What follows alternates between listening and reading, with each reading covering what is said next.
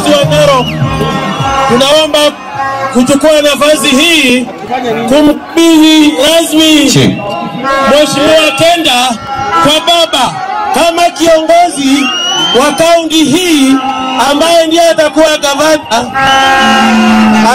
gavana wa kaunti hii kufikia mwezi wa Agosti 2022.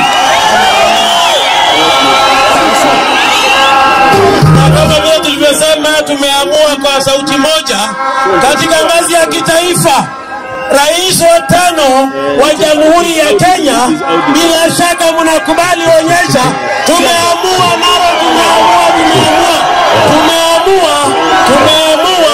ni Amolo Raila Amolo Odinga.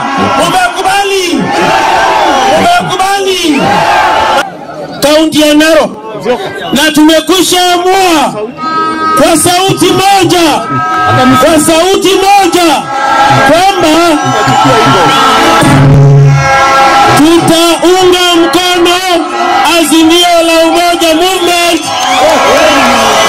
Tutaunga mkono wewe kama baba wa taifa na atakayekuwa rais wa 5 katika Jamhuri ya Kenya.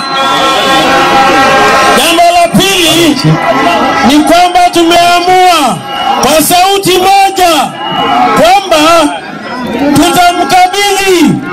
tumekukabidhi kiongozi Waitale Ole Kenda.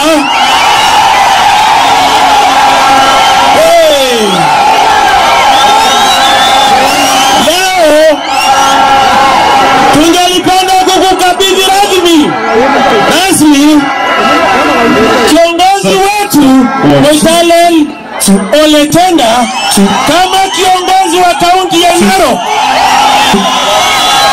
Sababu moja pekee ya kuamua kwamba ni baba na kuamua kwamba ni Kenda katika kaunti ni kwamba muweze kutuokoa katika mikono ya wezi. Muweze kutuokoa kaunti ya Narok miaka 10. Baba Raila, devolution haijafaidisha watu hawa. Pesa zile zote serikali ya Kenya imetoa na ile Masai Mara inatoa imefaidi watu wawili, na tungelipenda wizi uishe kuanzia mwaka wa 2022.